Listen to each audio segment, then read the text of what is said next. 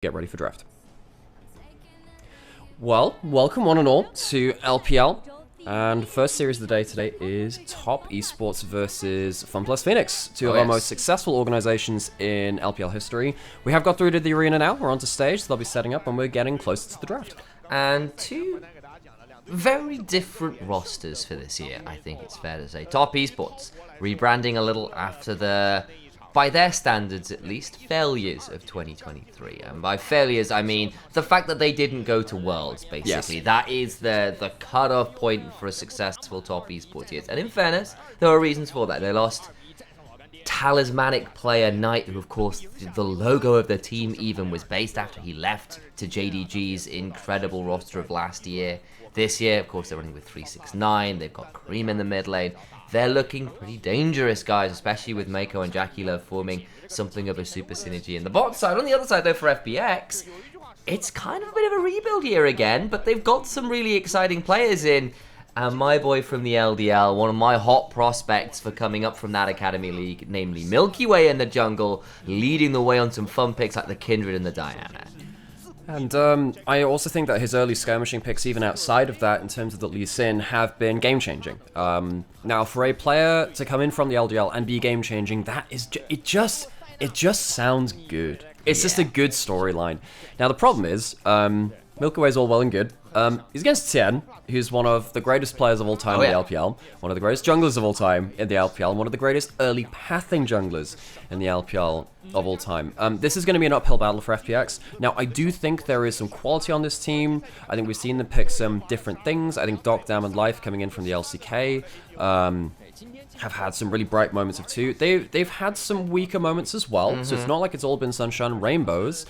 But the problem is, all of these players against some of the best players in their individual roles in the LPL. 369, I think, looks like the best top laner in the LPL right now. He looks like one of the best top laners in the world right now. He's gone back onto carry duty after a year of utility play for JDG in that super team. Cream, he's been starting to level up again a little bit. He's had some slower moments, but I think that he's really been slotting well into the team after what was a breakout year for him in a lot of ways in 2023. And then the bot lane of Jackie Love and Mako, that is a match made in heaven itself. So, FPX, returning back to this point, uphill battle, but the potential's there.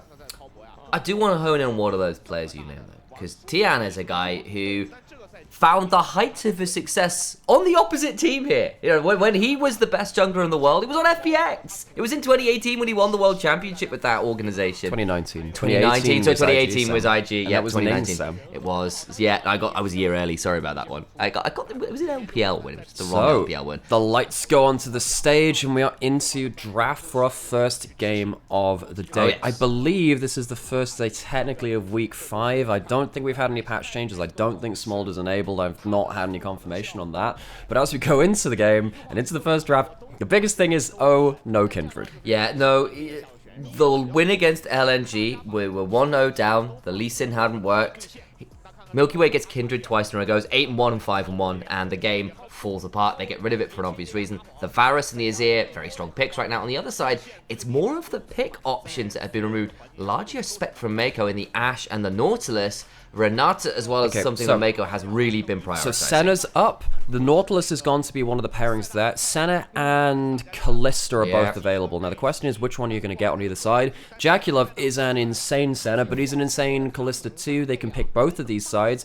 They're going for that Senna means that likely you're going to get Maokai or Tahm Kench on the other side. Depends if they want to be more proactive or more of a weak side rock in the bot lane. Now, I think you are kind of obligated to take the Kalista now. You need a tank killer in the bot lane. Question is, what are you going to pair up with that? They take away the Maokai instead and say, okay, you're going to have to go towards Senna plus maybe something like the Tahm Kench again. You can flex the champion pool a little bit more. You can go towards Neela or something like that for more lane dominance, and you go towards a couple of different picks down there, but it's just what you want to be holding later into the draft. I still think Dam still kind of has to go towards the Kalista though, otherwise the Senna Tahm Kench is just an unbreakable lane. It's very, very hard work, and I think the Kalista would make a lot of sense, especially with the Varus being off as the other Premier lane bully. You are kind of forced to do that, and I think Dam as well is someone who's put a lot of time into the Kalista over the years. He and Life have actually run some really cool lanes with that.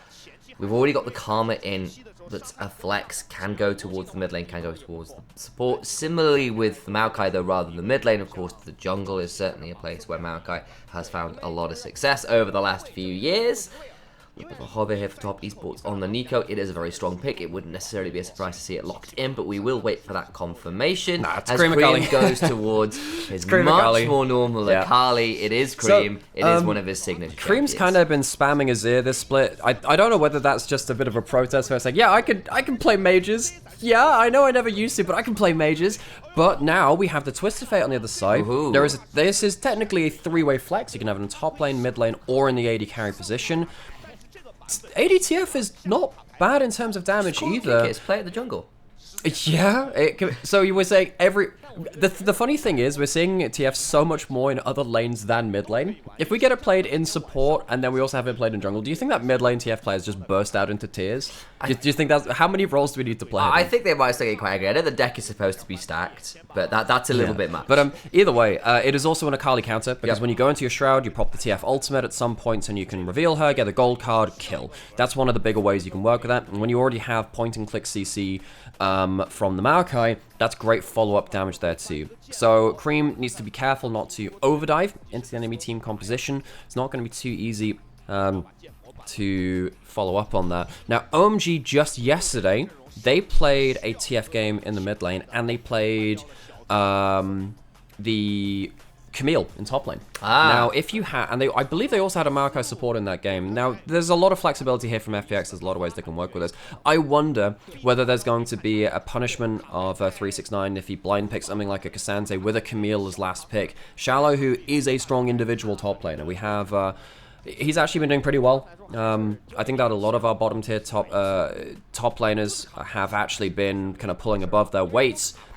But this could deny a lot of the flexibility. This is going to be a very interesting point now because this Viego could actually be a really big carry in terms of the point and click CC and with the resets coming through. This is going to be now a very difficult game for Top Esports to play fast and loose. They need to not be picked off around the corners. And you do have a center and a Tom Kench who, assuming they get to sit pretty in the right parts of fights, have got a couple ways to make it a little harder to make sure those resets come through. With the Dawning Shadow, with the Devour, you've got a couple ways to keep people safe. Thinking now about a blind pick for the top lane is 369. The Aatrox is something he has put a lot of time into. Will lock it blind. There are options into it. I think things like the Yone come to mind. Like the Twisted Fate. Yeah, like the Twisted Fate. Actually, you're not wrong. Going towards that top lane. But it was the option the 369's gone towards, and if you can get into the back lane with something like that lethality build, or you're feeling like you need to go towards the HP renewal kind of build of the Sundered Sky, there are ways you can build and play this to be a little bit more flexible depending on your opponents and what you're playing into. Okay, so where is all of this flexibility going to end up? So we could have the Twisted Fate as the AD carry, could lock in a traditional AD carry as well. It looks like with the Cassandre hover, it would be Twisted Fate, Maokai bot lane, Karma in the mid lane, the Cassandre into the top lane. You could, you could realistically look towards just building that as a frontliner. That's the big thing, because you don't have a more traditional tank right now. So what this means is that we're going to have, of course, the Maokai into that support, who's not going to be as tanky. Will just be there in terms of the big initiation go button. Problem is, you have a very squishy team now if you do flub your big ultimates that 369's Aatrox can rip you apart with. Other Aatroxes in the LPL, I wouldn't trust to do so, but 369 has been so good at picking his moment and outplaying that if you misuse your Destiny to see him on the flank, if you misuse the Maokai ult to stop him from getting an angle into it, and 369 could just tear up your team. When 369 was winning MSI last year, part of the reason he was so frustrating for the likes of T1 and BLG to break through was his ability to time and navigate flanks so successfully. He would find his way into the backline from a good angle nearly every important team fight. It was a remarkable skill, and the Aatrox was certainly one of the champions that he was best at doing that with. As a little prediction vote up on screen, and I suppose with that in mind, having seen the draft a little bit, is there a side you're kind of going, yeah, I think the draft edge is here with one of these teams? I think this is much less about draft edge. I think it's much more about identity. Top Esports, they have a flanking individual threat for 369. That's good. They have an assassin of the melee variety for Cream. That's two. That's good. You have the Senatom Kench for Jackie11 and Mako, who have done absolutely disgusting things for that. Tien even gets himself an early skirmishing pick as well. Top Esports, they have early game options, even though they have the mid and bot lane matchups, which might end up losing early on push. I am excited to see what they can do. FPX, they need to prove to me that they can outplay Top Esports in their comfort zone. That is often easier said than done. That said, I think Docdem of Life have got one of those slightly more cooked bot lanes, which is something they have been known for in the past, because Docdem was famously something like the Heimerdinger player for a while. I feel that's a little bit of a simplification of what he was doing, but he was a very, very good Heimerdinger player back in the day, so... About to say, I remembered him as the Aphelios. His Aphelios and his Ezreal were pretty good, and then he had some okay Zeri moments too, but yeah, there is something to be said about AD carries playing stuff which is just kind of beyond the initial kind of marksman, kind of does what it says on the tin. I think that FPX really need to see if they can get Milky Way into the game. If this Viego can be very, very strong, can help out with the burst combo. Top Esports, if they ever lose the first kill in a fight, it's pretty nasty. One of the things you're looking for Viego resets is how good someone's just basic abilities are. Now I look at the San and Tom Kench, actually all very good with that. You have the Aatrox, you can start spamming through Qs. Even the Rel, the combo is absolutely insane with that. So pretty much anyone you kill for the first target is going to be a really big, valuable reset for the side of Milky Way. Something to keep our eyes on. A little note here on the Maokai support. You know what his win rate is in jungle right now? No. About 48%. You know what his win rate in support is? Is it like 55%? 54%. 54%, right? Yeah, okay. so like, Maokai support, guys, is the hot business. In the jungle, the thing left is, side. the thing is, he gets to be a bit of an annoying poke champion. He gets to be a very good initiator too. And it feels like he's just very consistent. He doesn't have to throw his body into the fray like Nautilus does. So you just feel just very happy about jumping forward in a lot of ways. Jackie11 and Mako here, though, do hit the level 2 first, and Sanatarm Kench can abuse their range and sustain, and the ability to hit the wave, more importantly, for Sana. That's where a lot of her power comes through. Qs through the wave are very, very potent indeed. Well, the big thing there is actually auto-attacking the wave to get your Q cooldown back. That's actually not necessarily about landing the Q in the first place. It's just that your second Q is going to be up even faster, and that's just really annoying. And now we'll see what they can do with that. They have the early push in. They do have jungler not on their side of the map. They have a ward and Tribush, and that will help them potentially see one angle for Milky Way coming through, but they know the ward is there to FPX. Interested to see if they can punish them before they get a reset off and before they get to that first support item. They did start double Dorans, so they'll have to buy that support item on first back. Indeed they did, and that is worth a note. And again, we've had this conversation before about, is the Dorans worth it on Senna first item, yes or no? And the question is it going to get you enough lane priority / a kill to make it worth it? And so far, Jackie11 and Mako have managed to get the early shove pretty consistently, and it will give them a relatively free reset should they wish, especially because Milky Way is pathing towards that bot lane. Getting out of the lane when he'd be looking to potentially interfere with it makes some sense to me. Backs with the just enough gold, gets it that, easy as you like it. So, no risks in the early lane. Docdam and Life, once they hit that level 6 mark, they're going to be absolutely obnoxious. Docdam has actually gone for the teleport on the Twisted Fate too. That's going to be something which FPX would really like to use to their advantage in regards to their globals. They have the Twisted Fate global in terms of the ult, and then also that teleport summon spell.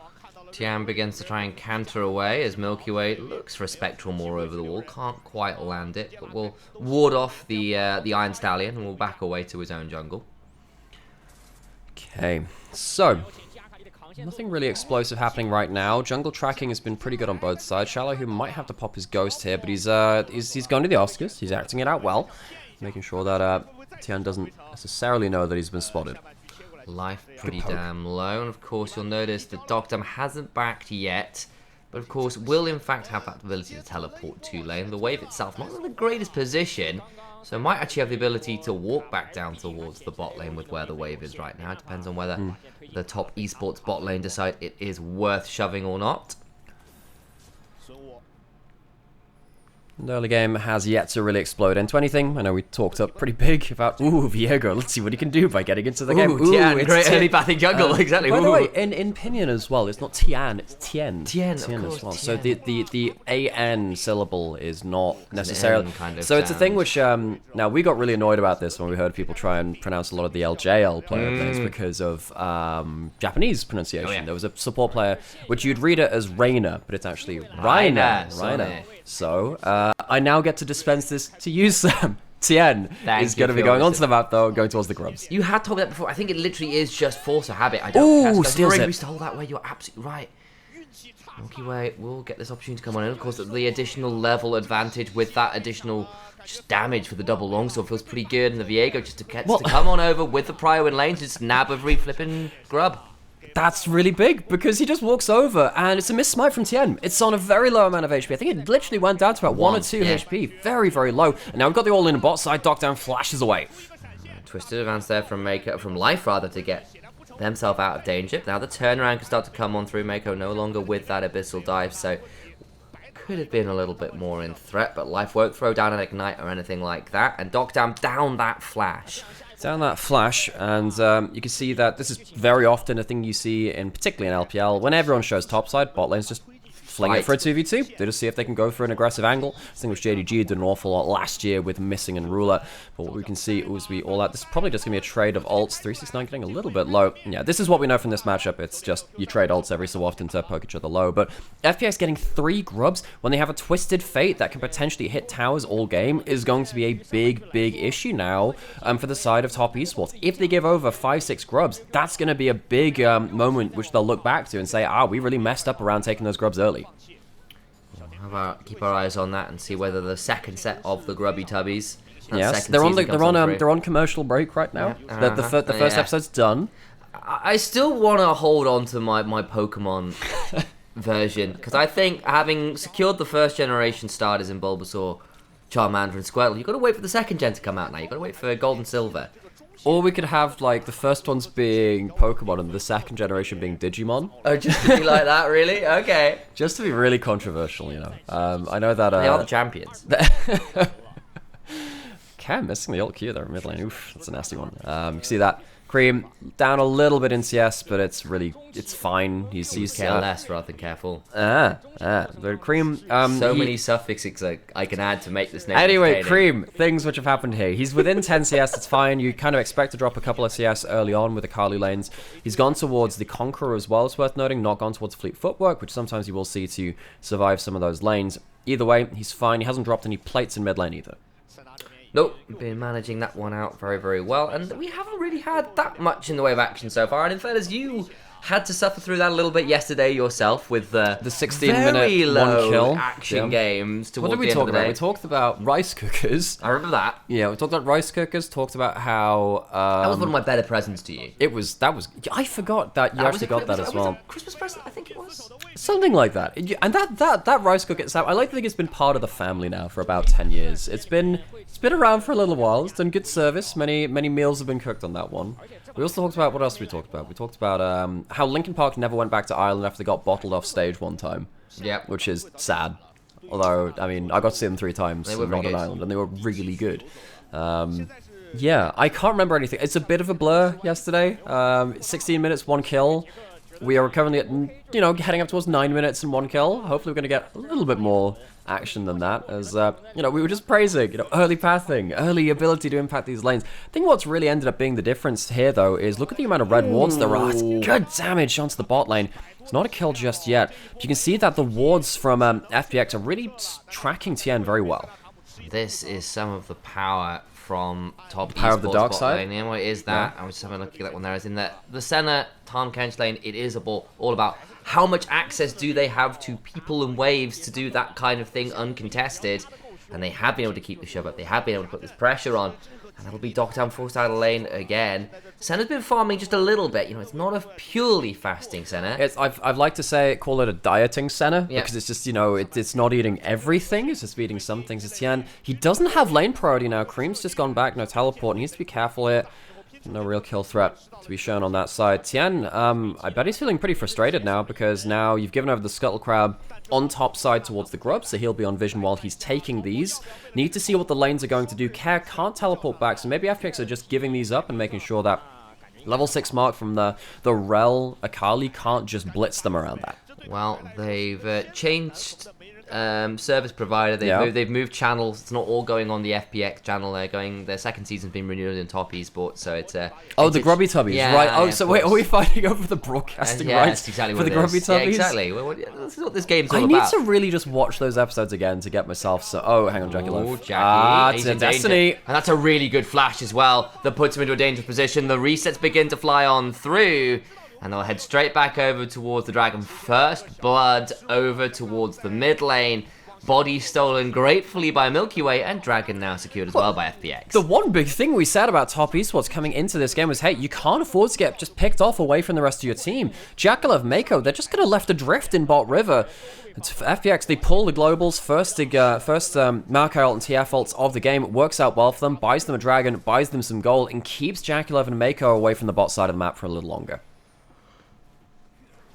Successful heist. Flash away from Docdam again, who gets tagged by that Q and has to flash the Abyssal Dive. Mako's done that a couple times this game, forced that Summoner spell well, and Docdam now going to be forced to play a lot further back. Actually in danger of getting dived here with Tien around. Could get a bit difficult to play around. So life is coming down, no one else is. They have 2 defensive teleports they can pull, and it can go to either the tower or the ward behind them.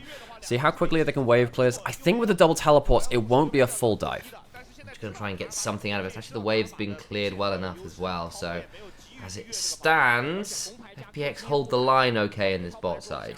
Yeah, and love isn't always on time. You know, I knew that was where you were going. It just took me a second, but wait. Every so often, you know, I forget the names of so many things, but I will always remember some random lyrics from the 80s. Or thank you, Toto. Like, thank you, Toto. For service. You know, It's they a did great the soundtrack to the first Dune movie. The first Dune movie. Wait, the one from like what? Yes, what the one from like the 80s. 80s, right? Okay. So yeah, they were the composers for that. Huh, that's really interesting. I saw actually. them playing one of the songs from Dune. Isn't someone in Toto the son of a very famous like movie like a movie soundtrack creator as well? Isn't Yeah, I think it might be John Williams or something. That's fantastic. Milky Way's in danger. It's the Star Wars. Milky Way's involved. Duel of the Fates down in the bot river as life throws down nature's grasp, and life might be becoming death very swiftly here. No way out from the tree, felled for firewood. It's not a story FPX would tell you. There was a way for top esports to even overcome life itself. So he goes down at the bot side. You ever heard the tale of top esports, the wise? First kill for them going down towards the bot side of the map as they throw out the Maokai ultimate, and this doesn't really buy enough for them. The thing is, FPX, they don't have the real stat advantage right now. They need to get those numbers advantage, and sadly for them, because they lose that kill towards the bot side of the map, it's going to be an even larger set of plates going over to the side of Jackalev and Mako. Gold is even enough, but just the fact that the center Tom Kench is getting so much control on the bot side of the map is going to be very, very problematic for FPX. They're going to have to get on top of Jackalev consistently in these team fights. Not to take away from that very swift and insightful analysis, but I was correct. Toto's singer, Joseph Williams, is indeed the son of John Williams. So that's really cool. Figured you'd like to know. So whenever you hear, you know, blessing the rains down in Africa, just know that is connected somehow to, you know, Indiana Jones and other stuff. Wait, what happened here? Wait, it wasn't a kill. It looks like there was. Oh, it was Ultra. spice. It was Okay, an Ultra Ultram too. cream, which was blown out. Okay, that's what it was. I wonder what happened. I was like, why are we getting this picture-in-picture? I'm assuming there was some spiciness in the mid lane, and Cream did look for an all-in that didn't really work out because Care had the Empowered W, that renewal, to make Cream's life a little bit tricky because you go forwards there, you get rooted under tower, and it's a bad day. Yeah. So, very even gold. FPX holding their own in this early game, which against top esports is not a given thing. I want to give them credit there, actually. Remember, this is a team which is 5-1 from top esports. They've only lost against BLG, what we expect to be the best team within the LPL. They're the team to beat. They took them to 2-1. FPX are really matching fire with fire. 369 is flash blown on the top side. He's completely fine after that point. Milky Way had good control over the top side objectives. They've had every objective so far, and Jackalev and Mako caught out. Mako in danger, but here comes Tien with the Magnet Storm. Massive amount of danger back on the Milky Way, who does not have the flash, needs to back away, but will get sped up by Karma. That might, though, cost them something like a Rift Herald contest in truth, as Chaos has to speed themselves up. Shallow, who's still around, and Cream towards this bot side will shove in down there, as TF did roam up to see whether he could get involved with the Destiny Gate. But he didn't use that Destiny, importantly. Jackal and Mako, a couple of times now where FPX have found some minute windows to engage onto them. This time it doesn't work out for FPX, and as you rightfully said, first turret of the game actually goes down to Cream after the hard work of Jaculov and Mako has bought 4 plates from them. Then Cream gets the entirety of that kind of first turret bonus. Now Herald being started up by Top Esports, Destiny now being pulled. They've used a lot of those ultimates. Milky Way looking and hunting for something more life. Tagged there by Jaculov, who in turn is traded onto with a massive Mantra Q. Herald is taken by Top Tien. Esports, but it's not been picked up yet, has the eye. So Tien needs to come over and see whether they can secure it. FPX actually split up, and that just leaves one of them out to try Shallow, who doesn't have a way out here because he's running the Ghost, not the Flash, and I don't think he's going to be able to find a way out with an all-out, so we'll get a Q3 that's really just a parting 21-gun salute to his own demise. There's no way out. He can swim, but he can't cross walls. He can't get out of the Baron Pit, and sadly for him, he didn't have an angle to use the all-out to get to safety. Clutch steal there, though, from Tien. If a Herald had gone down to the side of FPX, imagine the siege potential with the Maokai, with the Destiny on top of it, giving FPX a real dive opportunity a little later into the game. So, without those ultimates now, with the Maokai just coming back up, but a lot of the others not available, you might even see the Dragon be seated on the bot side of the map. Top Esports starting to give FPX some issues here. Indeed they are, and that's going to prove potentially very dangerous as that gold lead begins to balloon. As a Dragon now contested by FPX, they want to try this again. 369 no TP. So this is going to be a 5v4 Top Esports. I don't think you want to stay here. Tien now caught a little bit. There comes Nature's Advance, trying to play this one out. Nature's Grasp by a point. I always get those abilities confused. He's Kramer to the backside, gets onto life. My god, the damage is huge. The perfect execution does a lot of work on the other side. Shallow, who does get in, but gets devoured in turn. Shallow, who trying to play this one out. He comes flying through, but Milky Way gets the resets, beginning to fly. And Shallow, who all out, is causing so much chaos. Jaculov cleanses, but to what avail? Flashes away briefly, but Milky Way just bounces his way through body after body and gets absolutely everyone. And even though Cream gets into the backline, folks, Top Esports opted into a 4v5. They knew that 369 would not have teleport until the later parts of that fight. That wasn't a late teleport. It was a teleport that wasn't even available. And FPX, we said that they had the pedigree potentially to go up toe-to-toe with Top Esports, despite the fact that Top Esports are likely to be one of our top 3, top 2 teams. But as it stands right now, they are really punishing Top Esports for their oversteps. Is exactly it. And FPX play out a team fight pretty cleanly. They get a lot of kills on some very key members there. Milky Way coming out at the end of this 2-0 and 3 overall. Let's have a look at the replay. So the big thing here is Tien goes for another kind of half-half objective steal. He managed to get it on the Herald, doesn't manage to get it so easily onto that Dragonist. Man, the Ocean Rift really puts things into VHS mode for a second. Mako and Jaculov are left alone versus Shallow, but once he is melee range, he gets so much Omnivamp from the all-out that it is so hard to work against him. Shallow, we praised him earlier into the day as well, saying, look, he's really been popping off. FPX last year, they really needed someone of his kind of caliber to step up and be counted for. And this year, 2024, he's had some good moments.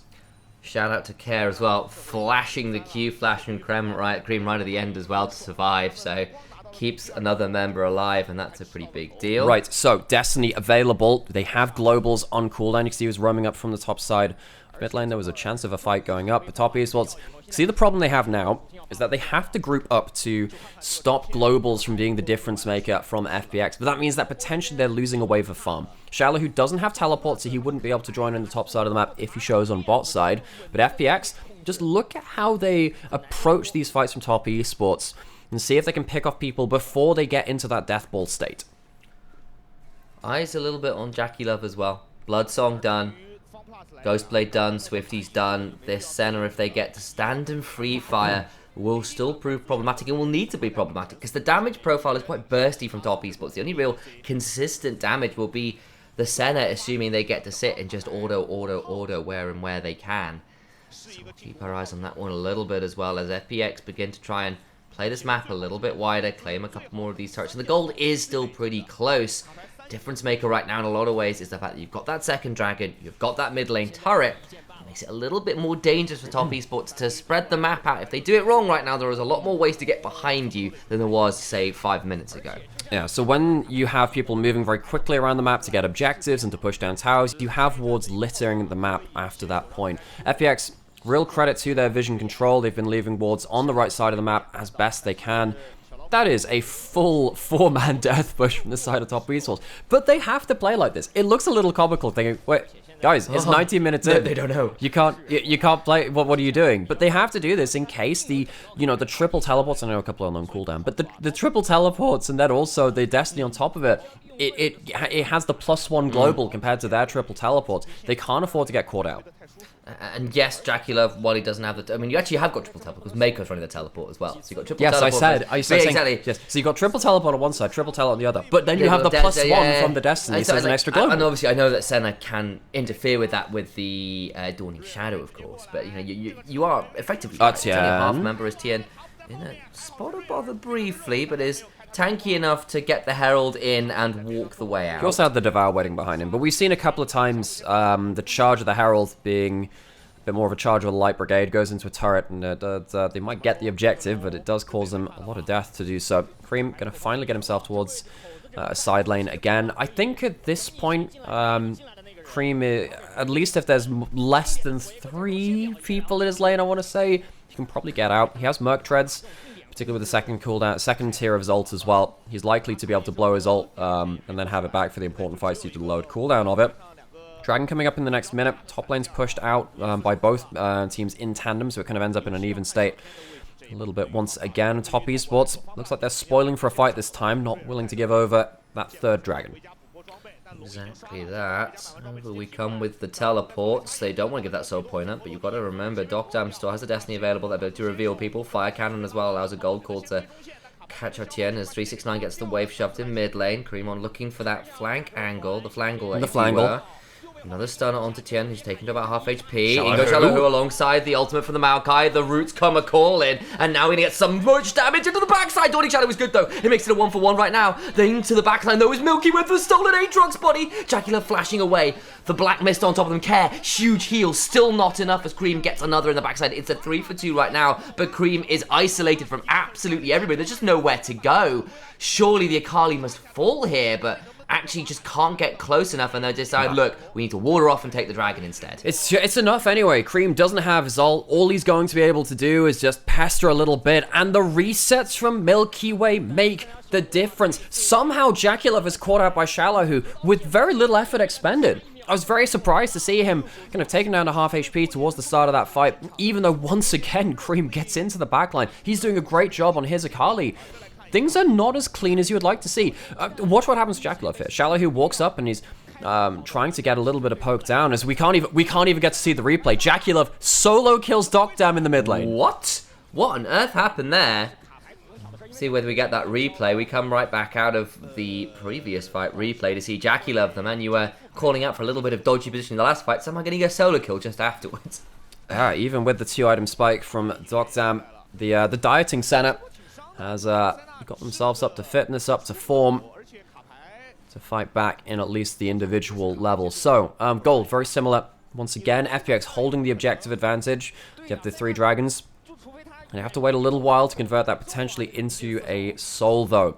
Baron coming up in the next few minutes will be a real key point. Docdam stuck around on very low HP. That's the end of what's happening. Uses the E to get the movement speed advantage. Gets the slow from the Q as well. The Captain Jack to cleanse. Finish off for the kill. Great opportunistic pick from Jaculov. Manages to get that Q through the wave to tag the slow. Feels really good there. Just got an opportunity picked up as well. So I mean, it's greedy from Docdam, but also great punish from Jaculov. Gets the speed up, gets the slow, gets the kill.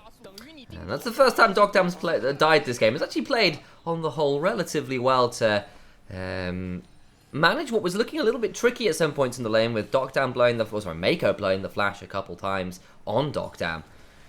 Back towards this empowered, void-corrupted red buff there goes Milky Way to give the AoE red buff, global red buff, team red buff. Yeah. There's better. So there's got to be a better way of phrasing the team red buff. Let's go red buff. It's Team Red Buff. Now, we have our chance in everything. You can join our fan club. So you see whether the top esports are a fan of this fight. Life finds a way to try and make the engage, but doesn't amount to too much as Dockdam actually running down here. The flash turnaround from Life to try and save the AD carry nominally. Chalahoon to the backside now coming on in.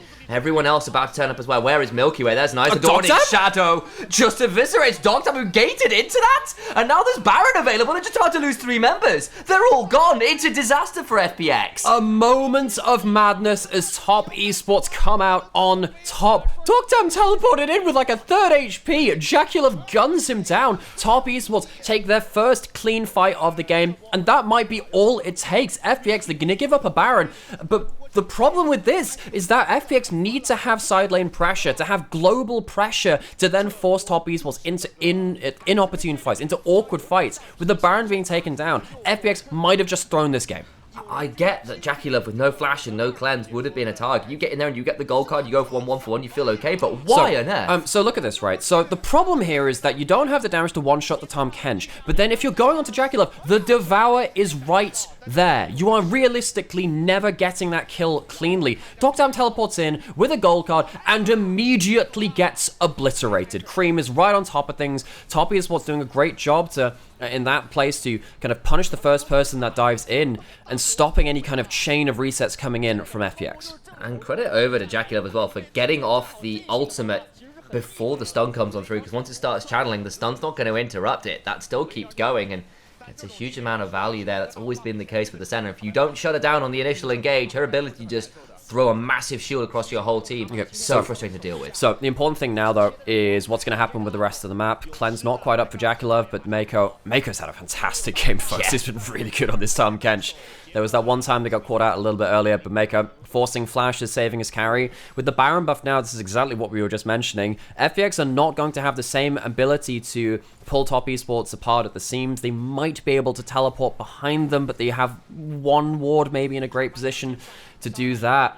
FPX, this is now a very difficult situation for them. Very, very difficult indeed. Tower in mid lane, 4th gen goes to the backside, Dawning Shadow on top of everybody. That is a dead Ken. To the backside though goes Milky Way, looking for a kill on Mako, who's immediately devouring the AD carry. Milky Way caught out now by 369, roams on over, and it's a shutdown over. I appreciate the angle, I appreciate the attempt. It just amounts to nothing but what looks like the end of the game. And as long as it felt, it was in an even state. FPS giving as good as they were taking as well. Everything falls apart around the mid lane engage, and it goes from bad to worse. To teleport onto the minion means they can take a single Nexus turret on that wave. FPX just trying to wave clear. Dockdam running away, doing their very best, all out away onto Jaculov, who needs to flash themselves.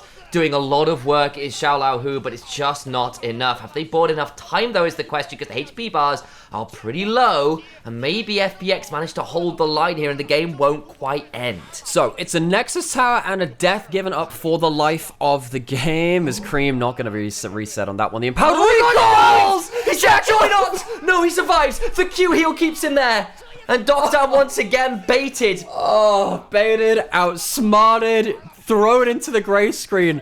I'm so sorry, Dockdam. That is absolutely, you know, in this case, that is not his fault. As he had a great game, no, not really. Had a bit of a rough laning phase, having his flash blown a few times. Stayed him CS though, that was fine. The teleports into the backline haven't been that successful. That one though, I really feel you can't blame him for. That looked like it was good. I hate Senna. There is a point where, so I play Evelyn, right? Yep. And there is a point I didn't know. into Senna where you get 90% of their HP bar, and then you will ult, and it just doesn't matter, because they will Q, R, and they just will not die.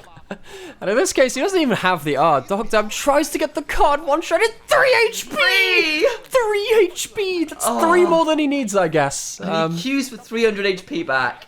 Oh, that is just so disgusting. But this game doesn't get easier now. FPX, they've been hemmed in across the map. They have, even with the Baron buff off, it doesn't feel like they're going to be getting a push anytime soon. They might have a last Hail Mary, but they don't have the ultimates and the summoners available for that right now.